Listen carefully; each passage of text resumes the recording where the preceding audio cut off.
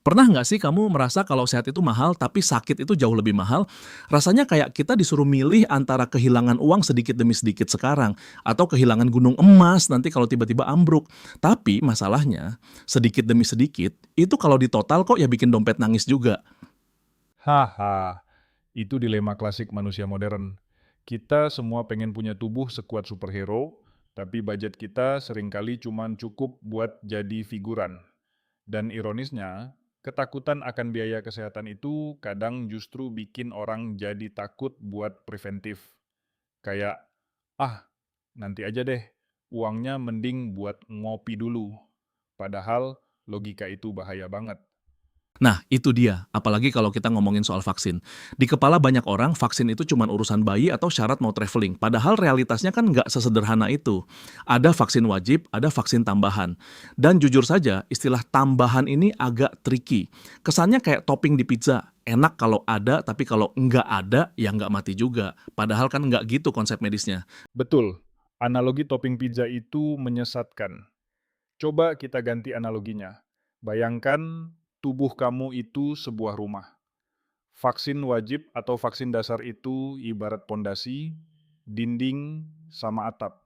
Itu standar minimal biar rumahnya bisa ditinggali dan nggak rubuh kena angin. Pemerintah sudah mewajibkan itu karena itu hak asasi biologis lah. Tapi vaksin tambahan itu ibarat pasang pagar listrik, CCTV, atau asuransi kebakaran. Apakah rumahmu tetap berdiri tanpa CCTV? Ya, tetap berdiri. Tapi begitu ada maling, dalam hal ini virus ganas kayak influenza, pneumonia, atau HPV masuk, habislah isi rumah itu. Oke, itu analogi yang cukup menohok ya. Jadi, tambahan itu bukan sekadar hiasan, tapi lapisan keamanan ekstra. Tapi gini, realitanya kan kita hidup dengan gaji yang kadang cuma numpang lewat. Gimana caranya kita menyeimbangkan kebutuhan akan CCTV dan pagar listrik tadi dengan kondisi keuangan yang pas-pasan? Karena kalau kita ambil semua vaksin tambahan, bisa-bisa kita puasa Senin Kamis bukan karena ibadah, tapi karena nggak ada duit makan. Haha, disinilah seni budgeting kesehatan masuk. Kita harus berhenti melihat vaksin sebagai pengeluaran hangus dan mulai melihatnya sebagai manajemen risiko. Kuncinya ada di prioritas. Nggak semua orang butuh semua vaksin tambahan di saat yang bersamaan. Kita harus lihat profil risiko kita.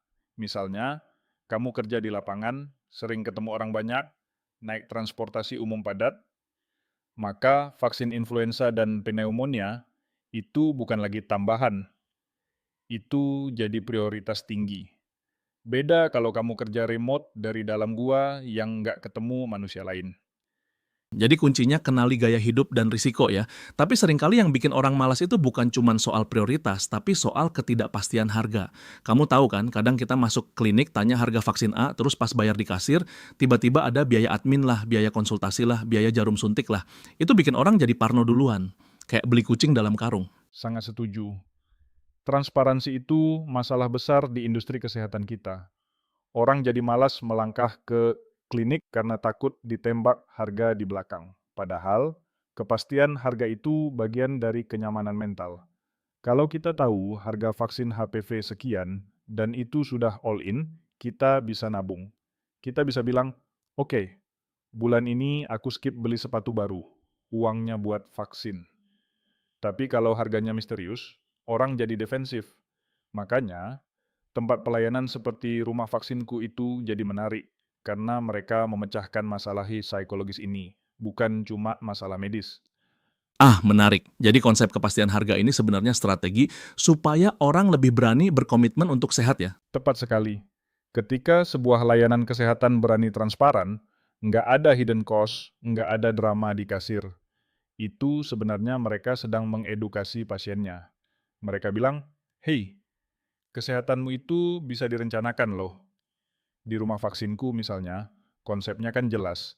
Mereka ingin mematahkan stigma bahwa vaksinasi swasta itu harus mahal dan ribet. Dengan harga yang pasti, kita sebagai pasien jadi punya kontrol. Kita jadi subjek yang mengatur kesehatan kita, bukan objek yang pasrah disodori tagihan. Saya suka sudut pandang itu. Mengambil kembali kontrol, karena seringkali pasien merasa tidak berdaya di depan sistem kesehatan. Tapi, mari kita gali lebih dalam soal dompet nggak jebol ini. Ada nggak sih strategi taktis buat pendengar kita yang mungkin masuk kategori kaum mendang-mending, yang pengen sehat tapi hitungan banget? Strategi pertama, cicil perlindunganmu. Jangan nafsu mau vaksin semua, sekaligus kalau budget belum ada. Konsultasikan sama dokter, "Dok, dengan budget segini dan gaya hidup saya seperti ini, mana yang paling krusial buat saya ambil bulan ini?" Dokter yang baik bukan sales obat. Mereka adalah konsultan risiko. Strategi kedua, manfaatkan promo atau paket bundling. Biasanya layanan seperti rumah vaksinku punya momen-momen tertentu atau paket keluarga yang jatuhnya jauh lebih murah per suntikan. Itu poin bagus. Kadang kita lupa kalau dokter itu seharusnya jadi mitra diskusi, bukan cuma eksekutor suntikan. Tapi ngomong-ngomong soal risiko, ada satu hal yang sering luput. Orang sering mikir vaksin tambahan itu mahal, katakanlah 1 juta atau 2 juta. Tapi mereka lupa menghitung opportunity cost kalau sakit. Nah, ini dia matematika kehidupan yang sering salah hitung. Coba bayangkan, kena influenza berat atau tifus. Biaya dokter, obat, mungkin rawat inap, itu bisa habis 5-10 juta dalam seminggu. Belum lagi potong gaji karena nggak masuk kerja. Atau kalau kamu freelancer, kamu kehilangan proyek. Jadi, uang 500.000 atau 1 juta buat vaksin itu sebenarnya diskon besar-besaran untuk mencegah kerugian 10 juta tadi. Orang sering bilang sayang uangnya. Padahal lebih sayang mana?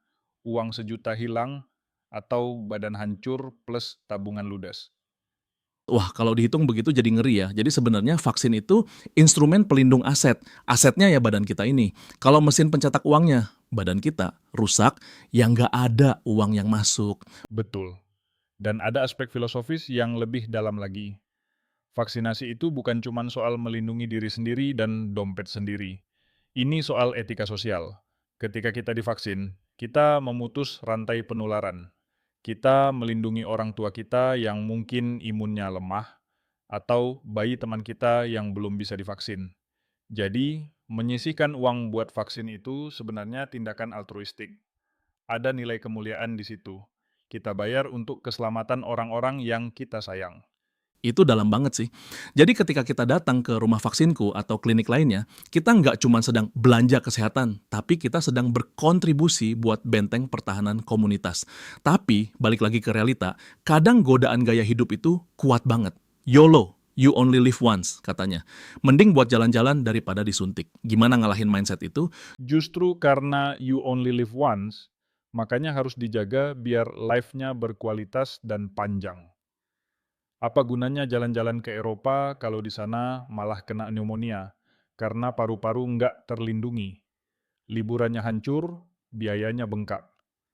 Vaksin itu justru tiket biar kita bisa menikmati gaya hidup itu dengan tenang. Freedom comes with security.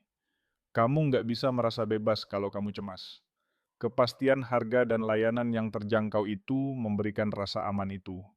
Freedom comes with security. Saya harus catat itu. Jadi vaksinasi adalah bentuk kebebasan yang sesungguhnya. Bebas dari rasa takut sakit, bebas dari ancaman bangkrut mendadak karena tagihan RS. Persis. Dan tren ke depan, saya lihat masyarakat kita makin cerdas. Dulu orang bangga kalau bisa beli tas mahal. Sekarang, orang mulai bangga kalau bisa pamer. "Hei, aku udah lengkap loh vaksin HPV-nya." Itu jadi simbol status baru. Status bahwa kamu peduli masa depan, kamu melek finansial, dan kamu sayang sama diri sendiri. Pergeseran status simbol yang positif ya, dari materialistis ke kesadaran biologis dan finansial. Iya, dan peran tempat pelayanan kesehatan yang transparan sangat krusial di sini. Mereka harus jadi jembatan. Jangan bikin orang bingung dengan istilah medis yang jelimet atau harga yang ditutup-tutupi. Buka saja semuanya. Ini loh manfaatnya, ini harganya, ini jadwalnya. Sesimpel itu. Ketika akses dimudahkan, orang pasti mau kok. Nggak ada orang yang cita-citanya pengen sakit. Betul, dan mungkin ini juga teguran buat kita semua untuk mulai bikin pos anggaran khusus kesehatan preventif. Jangan cuma pos jajan atau cicilan. Wajib itu. Kalau perlu, auto debit. Anggap saja bayar pajak tubuh.